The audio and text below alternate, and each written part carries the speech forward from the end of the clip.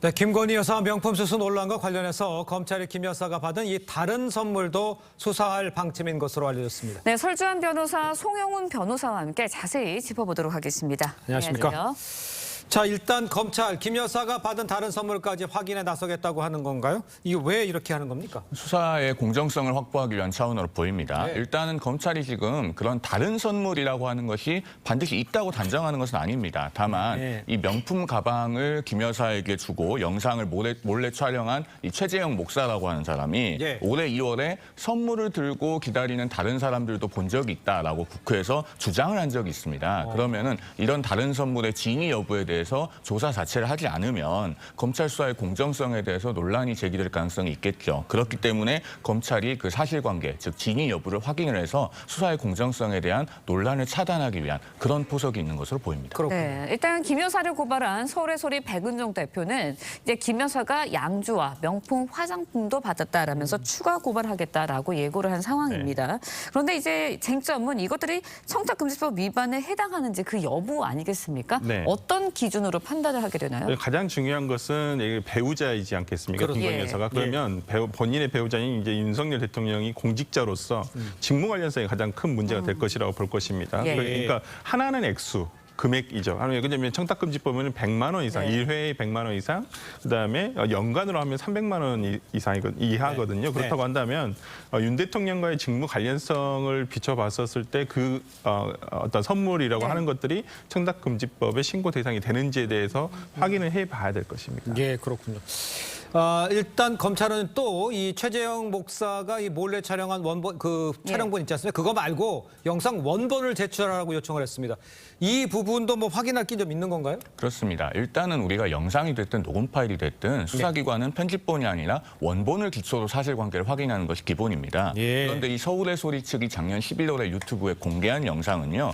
그 김건희 여사의 발언 등이 편집 발췌된 것으로 네. 보이는 부분이 있습니다. 예. 그렇기 때문에 원본을 제출받아서 대화 내용 또 그 당시 상황 이런 것을 전체적으로 확인을 정확하게 하겠다는 것이고요. 네네. 참고로 이 앞서도 말씀해 주셨습니다마는 이 명품 가방 수수가 청탁금지법 위반이 되려면은 배우자인 윤 대통령의 직무와 관련이 있어야 됩니다. 그렇죠. 그리고 그 직무 관련성 여부를 정확하게 확인을 하려면 예. 역시나 원본 영상을 다 보고 확인을 해야 된다는 것이죠. 그래서 검찰이 앞서도 이렇게 다른 선물의 여부도 확인하겠다. 또 영상도 원본을 보겠다라고 하는 것은 결국은 공정하게 사건을 조사해서 사건의 결론에 대해서 어떠한 논란도 없게 하겠다. 그런 어떤 의도가 있는 것으로 보입니다. 알겠습니다. 네, 일단 야권에서는 이번 수사가 특검을 막기 위한 방어용 수사다라는 비판이 계속해서 제기되고 있거든요. 이에 대해서 이호선 검찰총장이 입장을 밝혔습니다.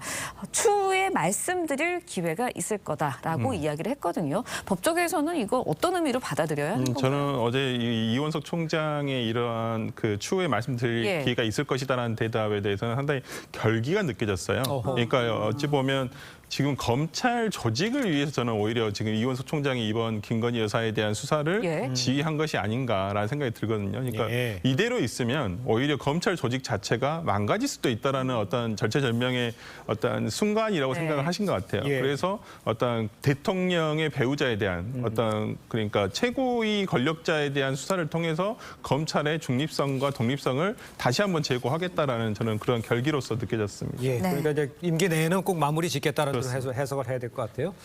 자, 다음 이야기도 좀 해보겠습니다. 예, 해병대원 수사 외압 의혹을 수사 중인 공수처가요.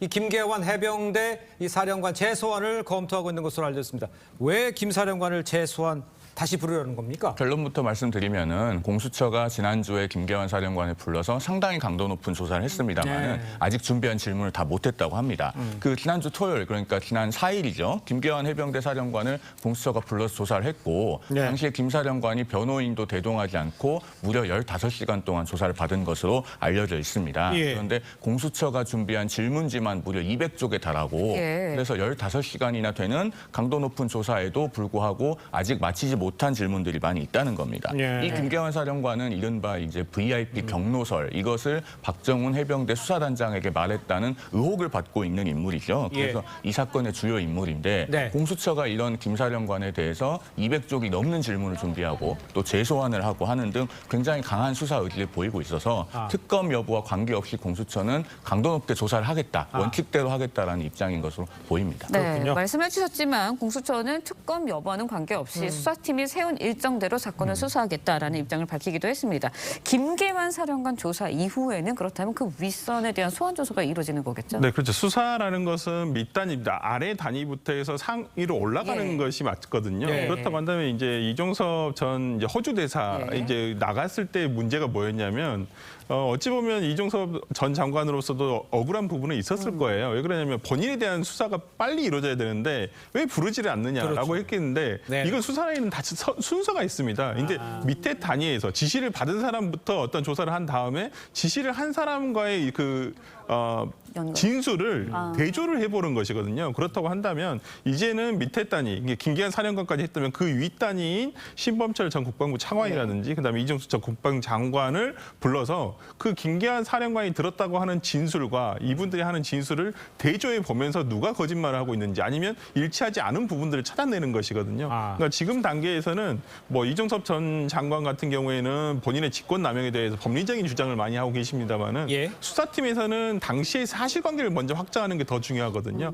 그렇기 때문에 앞으로 있을 수사들은 당시의 대화들, 그다음에 어떠한 지시가 있었는지 내용에 대해서 아마 확인하는 작업을 할 것 같습니다. 알겠습니다. 네. 자, 두 분 말씀 여기까지 듣겠습니다. 고맙습니다. 고맙습니다.